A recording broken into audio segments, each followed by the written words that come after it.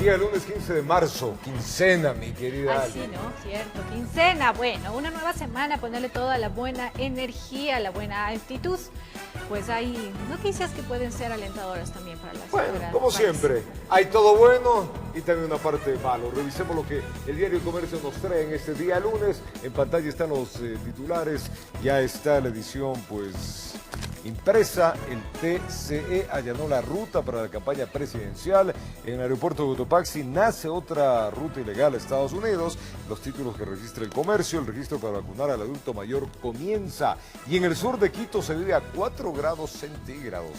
Esos son los principales titulares del diario El Comercio en su edición, pues, impresa y también digital. Usted ya la puede comprar, la puede adquirir y también la puede ver en digital. Vamos ya con la información y el Tribunal Contencioso Electoral negó la apelación presentada por Yacu Pérez y Pachacuti en el que se solicitaba el recuento de 27.000 actas. Con ello se ratifica que a la segunda vuelta pasará Guillermo Lasso y Andrés Arauz. El Tribunal Contencioso Electoral negó la apelación presentada por el candidato de Pachacutic, Yacu Pérez, frente a los resultados de binomios presidenciales del pasado 7 de febrero. La decisión se dio por unanimidad de 5 jueces. Yacu Pérez solicitó a dicho organismo electoral el recuento de votos en más de 27.000 actas de escrutinio, a lo que el tribunal respondió que no existía sustento legal que respalde dicha acción.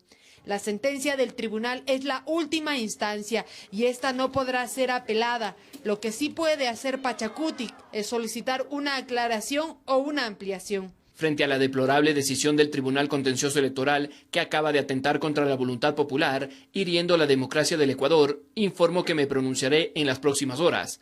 Seguiremos en resistencia por la transparencia en este proyecto de todo un país. La sentencia señala varios puntos, uno de ellos referente al recurso subjetivo contencioso, en el que señala que los recurrentes no han identificado con exactitud cuáles son las actas y las juntas que, según sus afirmaciones, no fueron correctamente atendidos por la autoridad administrativa electoral. Tanto Yacu como Pachacutic también han señalado el acuerdo firmado con Guillermo Lasso para la reapertura de las urnas. Ante esto, la resolución indica que la expresión de la voluntad colectiva de los ecuatorianos no puede estar sujeta a ninguna transacción de uno o varios candidatos.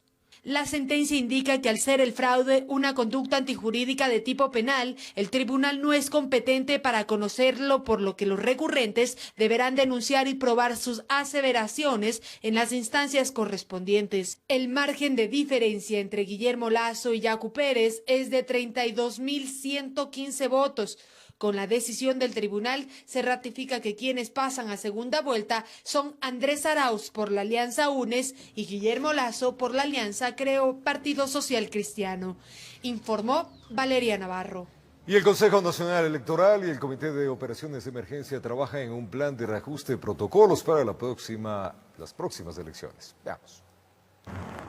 Las torrenciales lluvias y la caída de ceniza ha afectado las infraestructuras de al menos 20 escuelas, por lo que el Comité de Operaciones de Emergencia y el Consejo Nacional Electoral organizan un plan de contingencia para los recintos en donde se llevará a cabo la segunda vuelta electoral. A partir de mañana haremos un recorrido presencial mirando en sitio todos los recintos donde pueden estar afectados por el tema de las inundaciones en la costa ecuatoriana. Visitaremos a las prefecturas, a las alcaldías y volveremos a convocarles para que en trabajo conjunto podamos con tiempo recuperar, poner a punto. Y a la par sería interesante establecer un listado backup de posibles recintos electorales que pudiesen solventar ante los problemas que estamos afrontando actualmente por el tema de lluvias.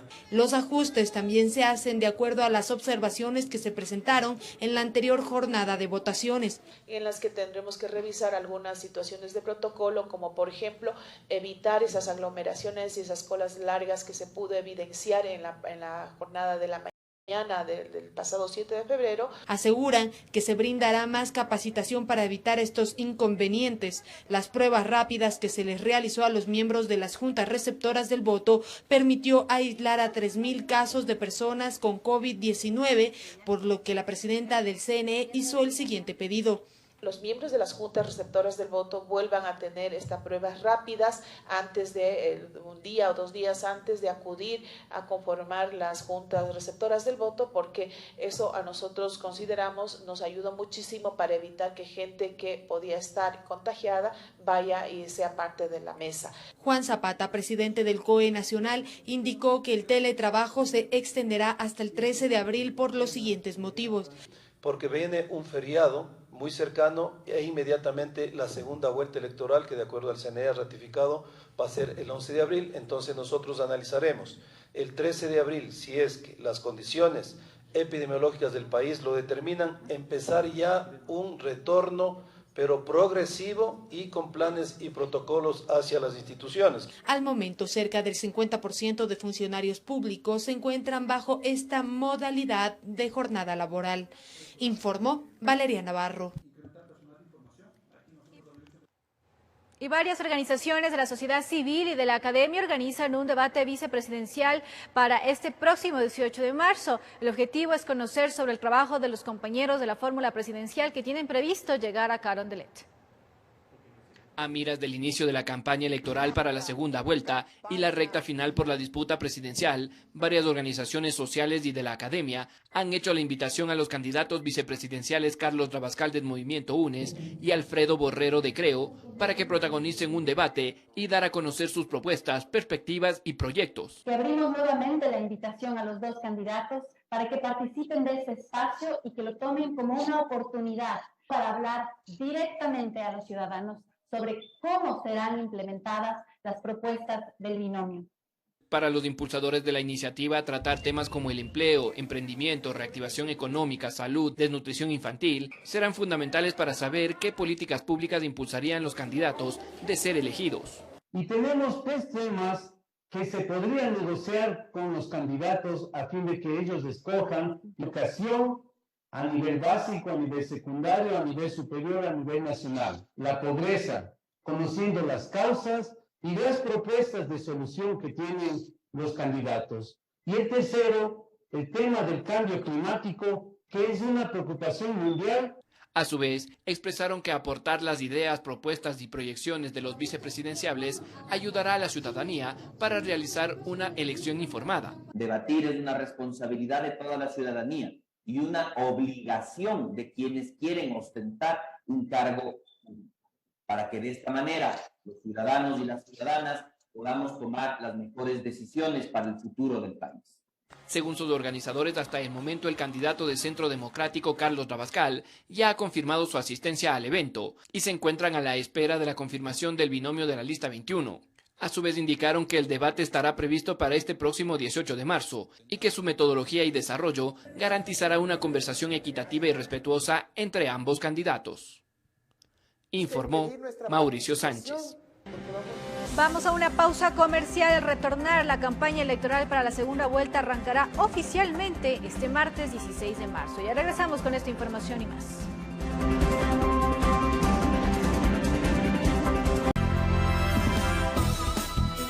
Vamos a contarles ahora que la campaña electoral para la segunda vuelta arrancará oficialmente el día martes 16 de marzo. Analistas indican los públicos a los que deben apostar los candidatos para alcanzar votos. Veamos. La campaña electoral para la segunda vuelta inicia oficialmente a partir de este martes 16 de marzo. La misma se extenderá hasta el 8 de abril. En este periodo, los candidatos Andrés Arauz y Guillermo Lasso, quienes se disputan por alcanzar la presidencia, expondrán sus propuestas. Los mismos deberán buscar votos que fueron anteriormente captados por Yacu Pérez, Javier Herbas e incluso Pedro José Freile. La protección de los recursos naturales fue uno de los discursos fuertes de Yacu Pérez, a decir de Esteban Ron, que mueve ciertos nichos. Ese discurso hace, o al menos genera 2 nichos. Juventud, que es comunitaria, o la juventud que es detractora de las prácticas masivas de extractivismo, por ejemplo. Otro, comunidades específicas y afectadas, ruralidad. Ese es el nicho de Yacu Pérez. Javier Herbas, por su parte, atrajo votos de los jóvenes. La regeneración de la clase política, ¿sí? ¿Y por qué hablo de regeneración? Porque es una nueva generación, es cambiar la estructura del Estado para nuevamente volver a jóvenes. A decir de Esteban Ron, Pedro José Freile mantuvo una propuesta que atraía la mirada del sector público al hablar de la estructura del Estado. Hablaba de la eficiencia, del gerencialismo, de la eficacia de la administración pública, de los modelos nuevos de la administración pública, de modelos permeables de administración pública, ¿sí? Para Esteban Ron, en esta segunda vuelta los candidatos deben dejar de hablar generalidades y detallar cómo van a ejecutar sus principales ofertas de campaña, especialmente las que tienen que ver con la recuperación económica del país y el proceso de vacunación, asuntos que son de urgencia para los ciudadanos ecuatorianos, informó Valeria Navarro. Y desde este lunes 15 de marzo, en el registro civil anunció la extensión de sus horarios. Lunes a viernes, solo en el área de cedulación. La entidad informó que esta disposición será a escala nacional en las más de 41 agencias que disponen los centros de impresión del documento y recomendó a la ciudadanía que este trámite solo lo realicen las personas que no dispongan de la cédula de identidad o hayan sufrido pérdida o robo de la misma, ya que por motivos de pandemia la emisión de los turnos diarios es limitado para respetar el aforo permitido. A su vez, el registro civil también recordó a la ciudadanía que la cédula caducada o pasaporte también son documentos habilitantes para sufragar, informó Mauricio Sánchez. En el Distrito Metropolitano de Quito, los días lunes no circulan desde las 6 de la mañana hasta las 8 de la noche los vehículos y motocicletas que tengan placa terminada en 0123. Si usted incumple con la ordenanza vigente hasta el 31 de marzo, será multado con el 50% de un salario básico unificado, es decir, $200 y la retención de su automotor durante 5 días. Los sábados y domingos la circulación es libre.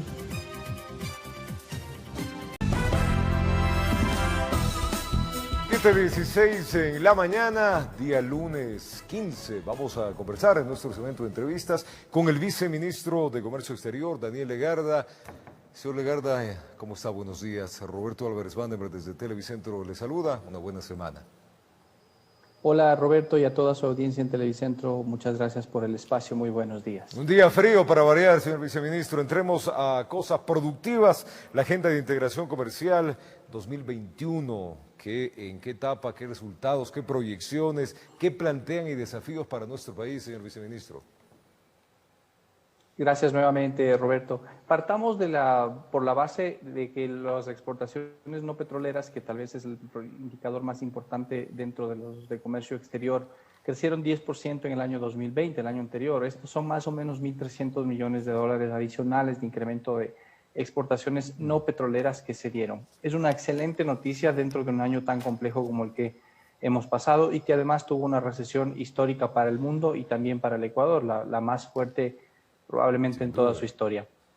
Pero esto nos hace ver que de alguna forma los dardos que se empezaron a apuntar, a girar en cuanto a la política comercial han dado sus resultados. El resultado que hemos visto el año anterior en exportaciones petroleras tiene algunas variables, pero uno de ellos es sin duda alguna el direccionamiento que se le ha dado a la política comercial, los nuevos acuerdos que han entrado en vigencia y la dirección en general que se pretende dar al país, para que en su conjunto la economía se pueda mover a través de más exportaciones y así ingresar más divisas al país, no a través de restricción al comercio o restricción como tal a las importaciones.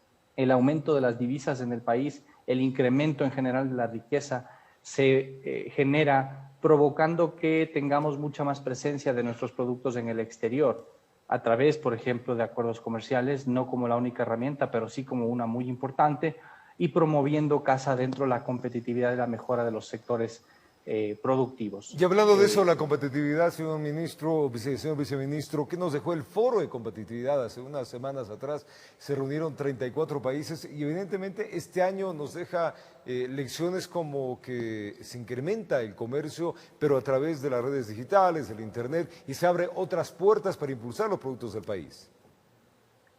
Justamente, Roberto, lo que vimos en este foro, cabe mencionar, el foro se realizó hace ya 15 días, pero Ecuador tuvo una presencia importante por dos motivos. Primero, porque presidió la Red Interamericana de Competitividad, somos su presidencia pro tempore en el año 2020-2021, y por el otro lado porque fue la primera vez que este foro se realiza de manera virtual. El Foro de la Competitividad de las Américas se realiza cada 2 años y esta fue la primera vez que se realiza de manera virtual. Tuvo mucho éxito el evento, presencia de autoridades de 30 y pico estados del hemisferio occidental, que fue una buena asistencia.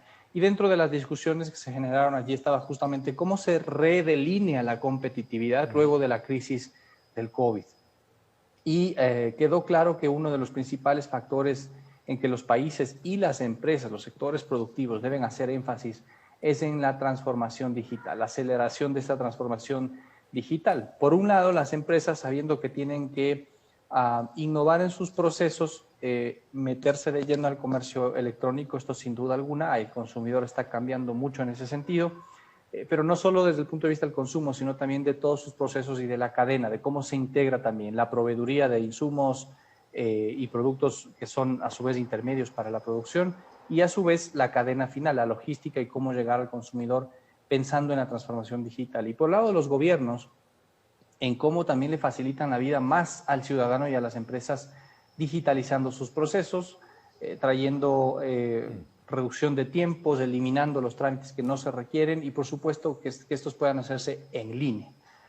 Todos los países creo que han tenido una agenda en este sentido, algunos han avanzado más que otros, nosotros tenemos nuestros avances también.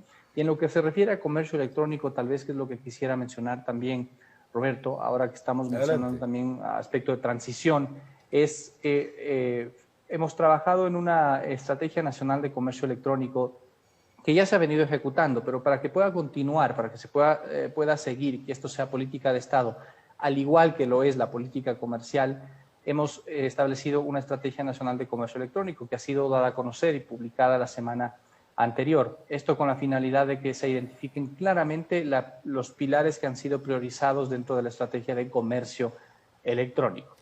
Hay entonces varios temas que quedan aquí para una transición de gobierno ordenada que debe continuar, porque lo que sí se necesita, independientemente de quién venga en la siguiente presidencia para nuestro país, es continuar con el fomento de las exportaciones a través de más acuerdos comerciales y más y mejores accesos para nuestros productos, pero también la digitalización y la transformación digital. Ahí, señor viceministro, hay 4 componentes. ¿Cuáles son esos componentes para ir impulsando el comercio electrónico? Son 4 efectivamente de la estrategia de comercio electrónico, Roberto. El primero de ellos trata sobre el marco regulatorio. Contrario, por ejemplo, al tema de bienes, en donde hay una regulación, incluso en algunos casos específica por sector, en el caso del comercio electrónico no hay una regulación específica. Hay poca y dispersa, pero se necesita en algunos casos una regulación mucho más fuerte. Por ejemplo, sobre la protección y el manejo de datos. Ese es uno de los ejemplos. Ese es entonces el primer componente de la estrategia de comercio electrónico. El segundo tiene que ver con el fortalecimiento de las capacidades, sobre todo de las MIPYMES. Estamos hablando de que la transformación digital aceleró los procesos digitales, pero aquí finalmente hay una brecha más importante que tienen las MIPYMES. Entonces, la política pública se enfoca mucho más sobre las MIPYMES. De hecho, ya se ha venido dando ahí alrededor de 80 talleres internacionales y con cooperación internacional que se han dado a las MIPYMES en el país desde que inició la pandemia, o sea, en el último año, y hablo solo por el Ministerio de Producción, han habido muchos otros más. 80 talleres que se han generado para trasladar herramientas sobre el comercio electrónico y cómo entrarle de lleno al comercio electrónico, ¿no? Muchas empresas hacen por WhatsApp promoción, eso sin duda alguna es algo importante para poder dar un primer paso, pero no es una estrategia integral de comercio electrónico. Entonces, ahí hay eso segundo componente. En tercer lugar, tenemos también el ámbito de la logística, que es muy importante. Hablamos de una parte que siguen necesitando físicamente de que se mejore. Es lo que se denomina la última milla, porque los procesos se pueden digitalizar. El proceso de entrega, podríamos decir. También, la forma en cómo llegan al consumidor. Correcto. El proceso de entrega y el proceso de recepción también de su proveeduría. Eso necesita también mejorar y ahí estamos hablando de la logística, por lo tanto interviene también aquí el segmento de transporte que debe también ser considerado sin duda alguna, ¿no? Y finalmente aquí consideramos otro componente que tiene que ver ya con la integración hacia nuevas tendencias que se están generando, de las cuales el país ya está participando, como son, por ejemplo, la discusión de foros en la Organización Mundial de Comercio. Ecuador está participando de la discusión sobre comercio electrónico. Todavía no hay una definición de un marco regulatorio global sobre comercio electrónico, es algo que se está discutiendo, pero Ecuador ya es parte de estos diálogos y eso enriquece mucho porque de allí mismo se puede tomar elementos y se puede subir el nivel de debate de lo que está pensando el mundo en términos de comercio electrónico.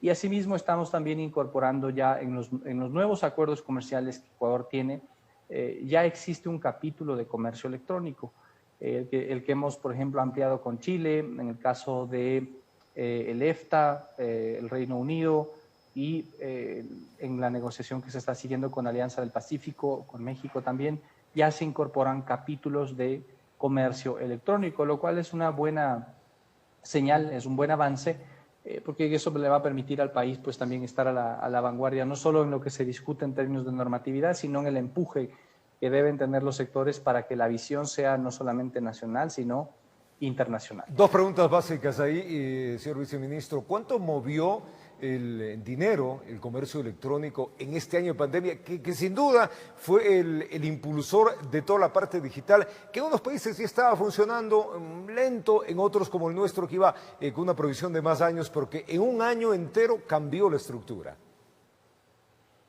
Según datos de la Cámara Ecuatoriana de Comercio Electrónico, que es quien hace el seguimiento más específico sobre la data, el gobierno en general, las instituciones públicas no tienen un registro específico oficial sobre el comercio electrónico, sino estimaciones.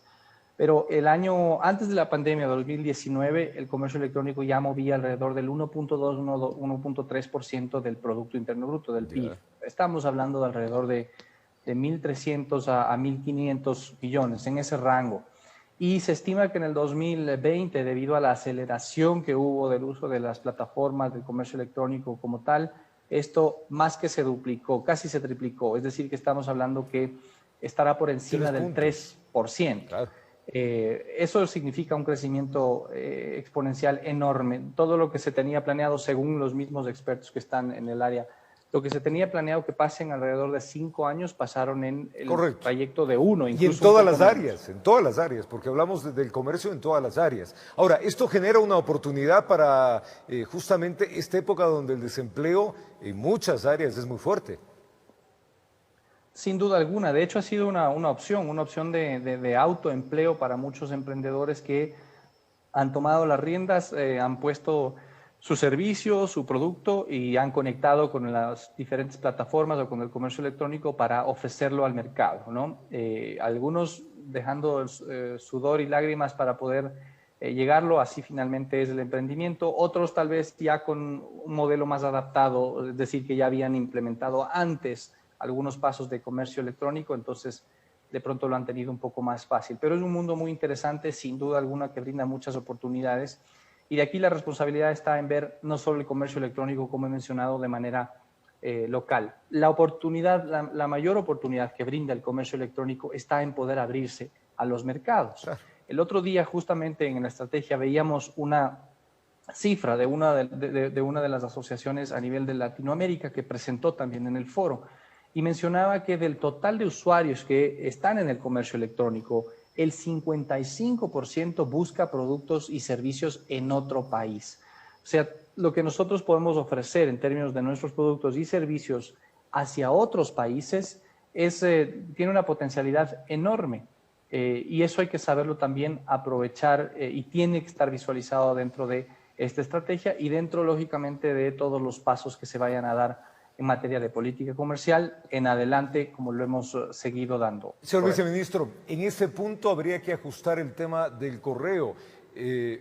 A ver, al cerrar Correos del Ecuador, quedamos con un vacío huérfano, porque normalmente este e-commerce se trabaja con los correos oficiales de cada país para que los impuestos no sean tan altos. Y en este caso nosotros tuvimos un año de un bache. Se está trabajando con esta nueva oficina que se va a llamar Postales del Ecuador para que justamente el e-commerce del mundo que nos llega al Ecuador pues sea más barato del que nos llega a través de las empresas de courier que tienen que pagar unos impuestos que en muchos casos son más caros que el mismo producto.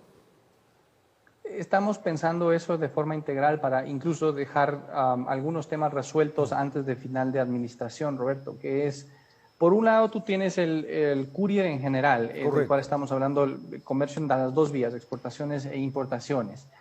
Allí estamos analizando alternativas que puedan hacer más eficientes, sobre todo, porque resulta que se distorsionó mucho el sistema de courier. Pero por el otro lado también estamos trabajando, y esta es tal vez la parte más importante, cuando ya desapareció el servicio postal, también desapareció un servicio importante que se llamaba Exporta Ecuador. Exacto. Y que es destinado para pequeñas paqueterías que están sobre todo enfocados en envío de muestras y envío de productos en pequeña cantidad. No importa cómo se llama el servicio o quién lo dé, lo importante es que exista. En eso estamos trabajando con la opción de que operadores privados puedan ofertar el servicio de Exporta Ecuador, sobre todo hacia este mismo segmento, y tenga el beneficio para unir todos los emprendedores que vienen o que hacen y están metidos también en el comercio electrónico y que puedan realizar también, conectar con la logística internacional a través de este paquete. Es algo que se está discutiendo en el COMEX y se está trabajando con los actores públicos, pero también con el aporte de los actores privados para dejar una alternativa que funcione para el país. Señor viceministro, hay que preguntarle también en este camino del e-commerce que sin duda, o del comercio exterior, que sin duda abre la posibilidad de mayor exportaciones o mayor complementación de nuestro mercado. ¿Necesitaremos firmar más acuerdos todavía, o sea, de los que ya tenemos, para que se vayan abriendo los productos nuestros al mundo entero? Los acuerdos son herramientas importantes para promocionar las exportaciones de bienes y de servicios, Roberto. La respuesta concreta es sí. El Ecuador necesita continuar trabajando en impulsar este tipo de entendimientos, este tipo de acuerdos. Y en los acuerdos hay siempre también productos ganadores y productos que pueden tener cierta sensibilidad. Para eso es una negociación. Para eso se debe uno sentar en la mesa y poner de frente los productos que tiene de potencial y los productos que tiene de sensibilidad. Los acuerdos se tratan de ganar. Claro. Y eso es lo que ha estado pasando también en una reciente evaluación sobre el acuerdo con la Unión Europea. Claramente se ha visto que de los 3 países andinos que tuvieron el acuerdo con la Unión Europea, Ecuador es el que más beneficio le ha sacado, y esto sin decir que todavía nos hace falta exprimirle mucho más a esta herramienta. Entonces, hacia allá debe continuar este trabajo, y esperamos que con los cimientos que se han dejado, con los avances y las relaciones que se han trabajado, esto pueda continuar. Lo importante de esto es tener políticas de Estado que continúen, no importa quién venga en el gobierno, pero que continúen. Y es por eso, Roberto, que finalmente, y esto para terminar, nosotros seguimos trabajando en la agenda comercial. Estamos ampliando el acuerdo comercial con Guatemala, hay un interés de iniciar una negociación con República Dominicana. Tenemos esta semana una conversación con Panamá para el mismo propósito. Con México seguimos analizando el tema de inversiones en particular. Es decir, el trabajo debe continuar y debe seguir. Y se abren las puertas. Beneficios para el país. Claro, y se abren las puertas, señor viceministro, que esa es la manera como presentar un Ecuador con una imagen distinta y también a menos costo. Antes de que se me vaya, ¿cómo estamos con el acuerdo comercial con Estados Unidos? ¿En qué etapa está esa? Tuvimos el año anterior un avance muy significativo, lo que se denomina el acuerdo de primera fase. Se firmó el 8 de diciembre, 4 capítulos de un acuerdo más amplio.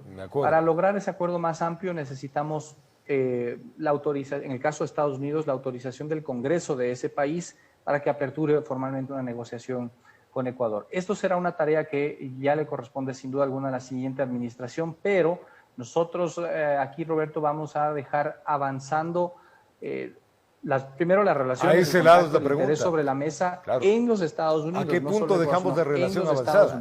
Claro.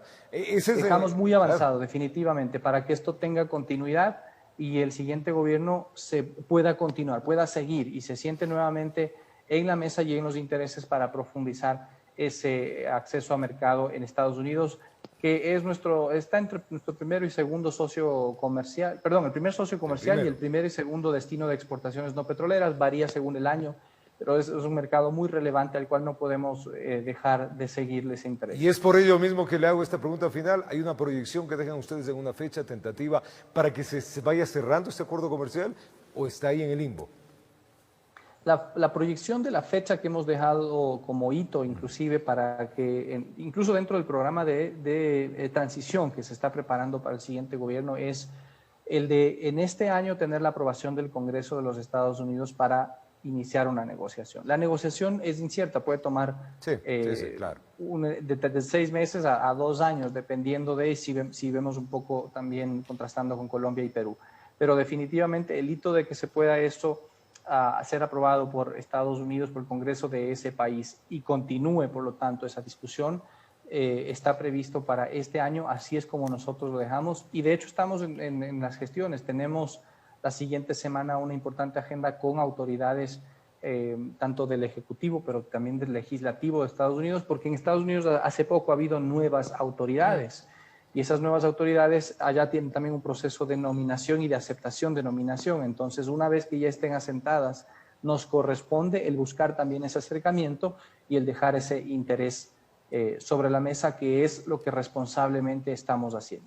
Daniel Legarde, el viceministro de Comercio Exterior, hablando plenamente del e-commerce, el futuro que ya llegó, que es el presente, de las ventas de nuestro país, de la promoción y la publicidad que ahora se tiene en el Ecuador, en base justamente a la parte digital, que se hacen pues esfuerzos grandes ya para que las brechas se vayan cerrando. Y también hablando de los acuerdos. Una buena semana, señor viceministro. Gracias por acompañarnos. Muchas gracias, Roberto, y de igual forma un cordial saludo a toda la audiencia. Un abrazo grande. Tiempo, una pausa. Nosotros ya venimos con más.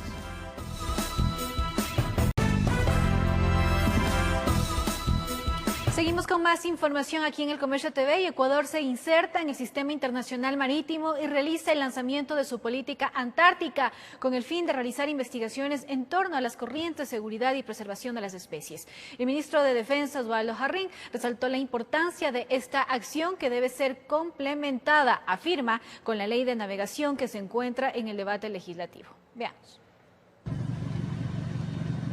Ha sido un trabajo técnico y científico, afirma el ministro de Defensa, a través de la Dirección General de Intereses Marítimos y el INOCAR.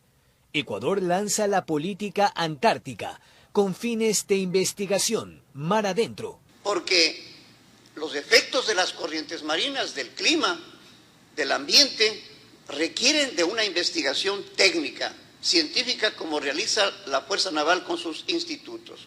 Que aquello evidencia que el país se inserta en el sistema internacional sobre asuntos esenciales. Y mantiene la cooperación internacional en los temas de seguridad, de investigación y todos los que tienen que ver con el ambiente, con el mar, con las especies marinas. Destacó además la importancia de la ley de navegación propuesta por la cartera de Estado que se analiza en la Asamblea. La idea es que lo operativo encuentre un sustento legal. No puede existir únicamente la acción de protección, de vigilancia, de patrullaje, de reconocimiento aéreo marítimo, sin que haya una ley actualizada que respalde el accionar y garantice y fortalezca el ejercicio de la autoridad de la Fuerza Naval. El anuncio se llevó a cabo en la primera zona naval, sur de Guayaquil, informó Jorge Escobar. La Asamblea Nacional deberá elaborar un nuevo proyecto de reformas a la Ley de Fortalecimiento de la Seguridad Social de las Fuerzas Armadas y la Policía Nacional. Esto debido a las que estaban vigentes fueron declaradas inconstitucionales. Veamos. De inconstitucional fue calificada la reforma a la Ley de Fortalecimiento de Seguridad Social de las Fuerzas Armadas y la Policía Nacional aprobadas por la Asamblea en el año 2016. El dictamen lo dio la Corte Constitucional la semana pasada.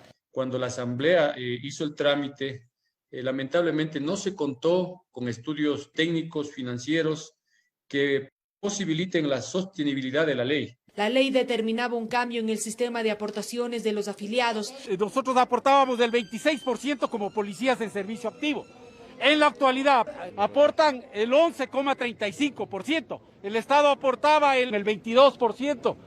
Y ahora aporta únicamente el 9,35%. Esta diferencia digamos, de aportes genera un vacío bastante profundo en la sustentación financiera del ISFA, lo cual evidentemente pone en riesgo el financiamiento.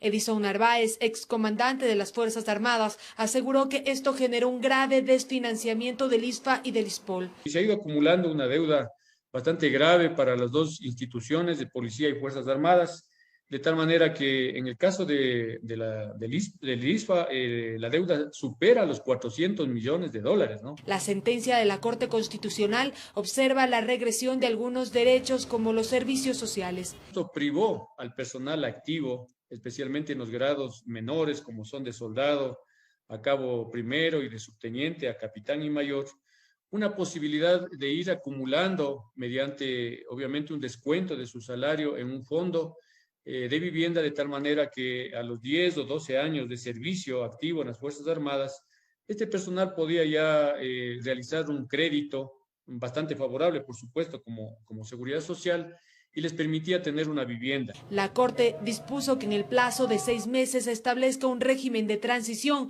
debido a que la normativa queda sin efecto. En ese mismo tiempo se deberá presentar un nuevo proyecto de ley del ISFA y del ISPOL. Presentado dicho documento, la Asamblea tendrá 1 año para dar trámite al cuerpo normativo. Informó Valeria Navarro. Y 3 jueces de la Corte Constitucional negaron el pedido de ampliación y aclaración solicitado por el abogado del expresidente Rafael Correa. Esto luego de que no se diera paso a una acción extraordinaria de protección tras la sentencia del caso Sobornos 2012-2016, en el que se le dictó 8 años de prisión por el delito de cohecho.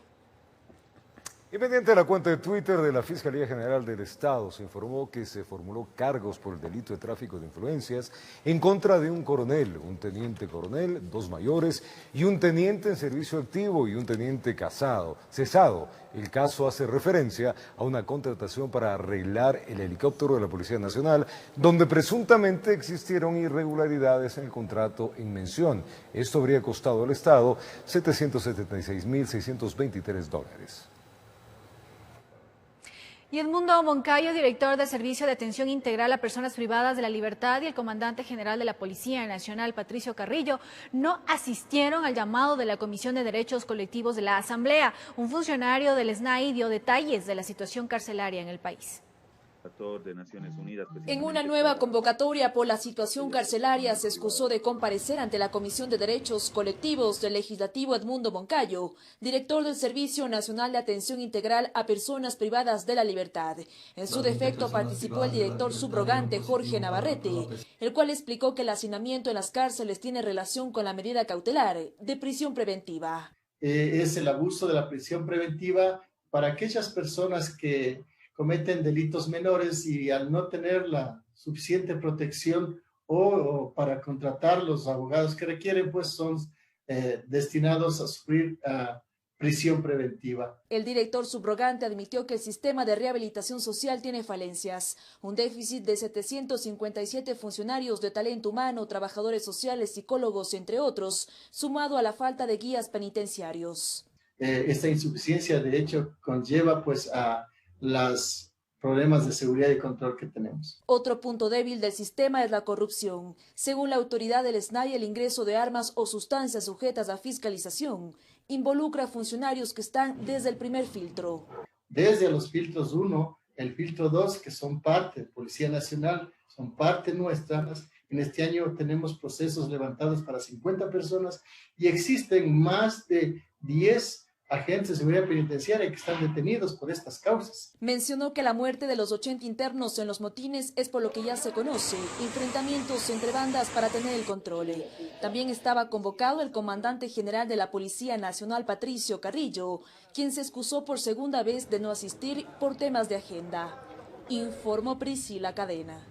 2 pabellones más fueron adecuados en el centro carcelario de Tulcán, esto para contrarrestar el hacinamiento. Familiares de los internos que fueron trasladados hace una semana solicitan el retorno. La mayoría de familias son de escasos recursos económicos. Veamos. Con el afán de reducir el hacinamiento en la cárcel de Tulcán, se formularon gestiones para la implementación de 2 pabellones más que albergarían a 96 privados de libertad. Actualmente el centro carcelario cuenta con 700 internos, cuando la capacidad es para 300 PPLs. Las modernas adecuaciones empezaron a funcionar de manera inmediata. Contravenciones, personas que han sido sentenciadas por apremio y también aquellas personas que están en proceso todavía no tienen sentencia, básicamente hasta que la autoridad competente determine lo correspondiente. Se buscan nuevas estrategias de seguridad para evitar fugas. En lo que va del año, 2 internos han evadido el centro carcelario sin lograr recapturarlos, mientras que 2 guías son procesados por complicidad. En Tulcán hemos desvinculado a 2 agentes de seguridad penitenciaria por desarrollar actividades no permitidas en este evento de ingresar artículos prohibidos como celulares y otras cosas. Separado a estas personas por el cometimiento de estas faltas disciplinarias que están establecidas en nuestro reglamento del SNAI. En los exteriores de la cárcel, decenas de familiares de los 23 internos que hace unas semanas fueron trasladados hacia otras cárceles del país realizaban un reclamo. Este fue generalizado. Solicitan que sean retornados a sus ciudades de origen. Aducen que para ellos es muy complejo viajar hasta ciudades como Cuenca, Guayaquil o Latacunga. Pide clamor por su hijo. Pide clamor y por el resto de todos los privados de la libertad. Nos queda complicado porque todas somos de bajos recursos económicos. Todas las personas que estamos aquí, es muy difícil viajar a los lugares donde los trasladaron. No se puede ir a Turi. Van a ser 2 años que no lo vimos. Dentro de los traslados que se efectuaron hay ciudadanos de nacionalidad colombiana. Hasta el lugar llegaron a ser parte del plantón, solicitando a las autoridades que puedan revisar las causas y se proceda a los acercamientos familiares. Ante la crisis carcelaria en Ecuador, en donde fueron asesinados 81 PPLs, sienten temor. Tenemos miedo de que les pase algo a nuestros familiares, a nuestros colombianos. También pedimos la repatriación y el acercamiento a nuestras residencias, porque somos unas familias pobres. Por su parte, las autoridades carcelarias dieron a conocer muy enfáticamente cuáles fueron los motivos específicos por los que se procedió a los traslados, determinando que es muy difícil que puedan retornar. Hay partes de novedades que se han suscitado al interior del centro. Cada uno de estos traslados tiene una motivación para que se pueda realizar. Cabe aquí es preguntarse por qué salieron de aquí, más que por qué no pueden regresar. Entonces, el análisis práctico que SNAI hace sobre la conducta de esas personas y la influencia negativa a los centros. Con imágenes de José Cedeño desde Tulcán, informa Miriam Enríquez. Y existe preocupación en las empresas privadas debido a las millonarias pérdidas que registran en lo que va del 2021. Aseguran que la economía no logra despegar por falta de las políticas públicas que garanticen estabilidad y confianza para la inversión en el país. Marco Ávila decidió invertir todos sus ahorros en un restaurante. Lo inauguró el 13 de marzo del 2020. Así es, 3 días antes de la declaratoria de emergencia sanitaria por la pandemia. Y como es obvio, las pérdidas han sido incalculables. Ha sido muy difícil para nosotros como restaurantes. Hemos sido afectados terriblemente, las pérdidas han sido abismales. Da trabajo a 5 personas. A toda costa ha querido mantener estos empleos, sin embargo no sabe hasta cuándo podrá lograrlo, pues las políticas y restricciones de la ciudad poco ayudan, señala. Es bastante fuerte. La inversión, justamente si yo me mantengo acá, es porque no quiero perder, porque es lo único que tengo. Misma realidad vive José Fuentes en un minimarket, y es que la reactivación económica de la que mucho se habla, poco se siente, dice. Las ventas han bajado un poco, nada comparado con lo que éramos ya en el 2019. Y es que la economía no estaría creciendo a un ritmo esperanzador, al contrario, es muy lenta, tanto que solo en enero las pérdidas para el sector privado han sido alarmantes, indica Carlos Saldumbide, director ejecutivo de la Cámara de Comercio de Quito. En el primer mes de este año, las ventas privadas han decrecido en aproximadamente 2.000 millones de dólares. Según sus estimaciones, la capital sería la ciudad más afectada, con un 41,2% en pérdidas, mientras que Guayaquil con el 28,6%. ¿Qué sectores son los más afectados? Restaurantes, hoteles, con aproximadamente un 40% de las pérdidas y en algunos casos aún más, y otros sectores como la industria, la manufactura y el comercio que están en alrededor del 20% de pérdidas. Señala que el futuro es incierto, más aún con el proceso electoral. Ha hecho que algunas empresas pongan en espera algunos proyectos de reinversión, algunos proyectos de crecimiento, hasta no saber quién va a ser finalmente el gobernante de este país para los próximos 4 años. En conclusión, ante este panorama, el sector dice que no le queda más que esperar que el nuevo gobierno llegue con un plan económico que cuente con políticas que de verdad permitan creer en una verdadera reactivación económica. Generar certeza, generar confianza, transparentar datos. Que la inversión pública creo que va a activar un poquito la economía, porque si no, no vamos a ningún lado.